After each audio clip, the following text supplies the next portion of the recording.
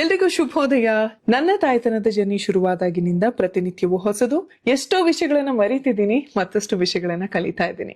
ಇನ್ನು ನಾವೇನೇ ಮಾಡಿದ್ರು ಮಕ್ಕಳು ಕೂಡ ಅದನ್ನೇ ಕಲಿತಾವೆ. ಹಾಗಾಗಿ ನನ್ನ ದಿನಗಳು ಸ್ವಲ್ಪ ಕಷ್ಟ ಅನ್ಸಿದ್ರು ಆದಷ್ಟು ಡಿಸಿಪ್ಲಿನ್ ಆಗಿ ಸಂತೋಷವಾಗಿರಿಸಲು ಪ್ರಯತ್ನ ಪಡ್ತಿದ್ದೀನಿ.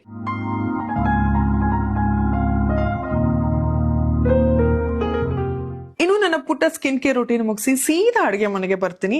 ಯಾಕಂದ್ರೆ ಮೇಲ್ ನಾವೇನೇ ಕೇರ್ ಮಾಡಿದ್ರು ನಮ್ಮ ದೇಹಕ್ಕೆ ಉತ್ತಮ ಆಹಾರ, ನಿಯಮಿತ ವ್ಯಾಯಾಮ, ಉಲ್ಲಾಸದಿಂದಿದ್ರಷ್ಟೇ ಜೀವನ ಸೊಗಸೆನ್ಸುತ್ತೆ. ಇನ್ನು ಬೆಳಗ್ಗೆ ಅಡುಗೆ ಮಾಡೋದಕ್ಕೆ ಜಾಸ್ತಿ ಸಮಯ ಸಿಗಲ್ಲ. ಆದ್ರೆ ಬೆಳಗಿನ ಆಹಾರ protein, minerals, vitamin, carbs, fibre ಹೀಗೆ ಎಲ್ಲ ಹೊಂದಿರಬೇಕು.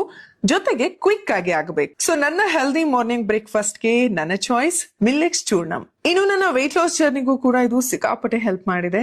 ಜಸ್ಟ್ 3 ಲೋಟ ನೀರಿಗೆ 3 ಸ್ಪೂನ್ ಮಿಲೆಕ್ಸ್ ಪೌಡರ್ ನ ಮಿಕ್ಸ್ ಮಾಡಿ ಚಿಟಿಗೆ ಆರೋಗ್ಯಾಮೃತ ಚೂರ್ಣಂನ ಆಡ್ ಮಾಡ್ಕೋತೀನಿ. ಇದೇ ಮಿಲೆಕ್ಸ್ ನ ಬೇರೆ ಹೆಲ್ತ್ ಡ್ರಿಂಕ್ಸ್ ಗಳಿಗಿಂತ ವಿಭಿನ್ನ ಅನ್ಸೋದು.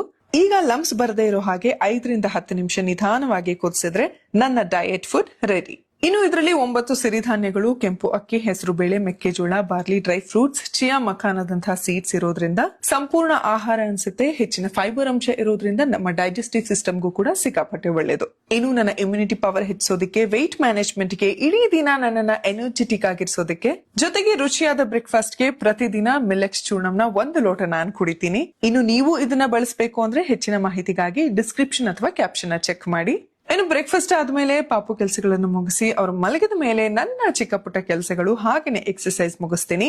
ಅಂಡ್ ನನ್ನ ದಿನದ ಸ್ಕ್ರಿಪ್ಟಿಂಗ್, ಎಡಿಟಿಂಗ್, ಹಾಬಿ ಜೊತೆಗೆ ಮಗಳೊಂದಿಗೆ ಆಟ, ಕಲಿಕೆ, ಹಾಗೇನೆ ದಿನದ ಕೊನೆಯಲ್ಲಿ ದೇವರು ನನಗಿತ್ತಿರುವ ಎಲ್ಲಾ ವಿಷಯಗಳಿಗೆ ಧನ್ಯವಾದಗಳನ್ನ ತಿಳಿಸ್ತಾ ನನ್ನ ಹೊಸ ಪುಸ್ತಕದ ಓದನ್ನ ಮುಂದುವರಿಸ್ತೀನಿ. ಸೊ ಹೀಗಿತ್ತು ನನ್ನ ಈ ದಿನ.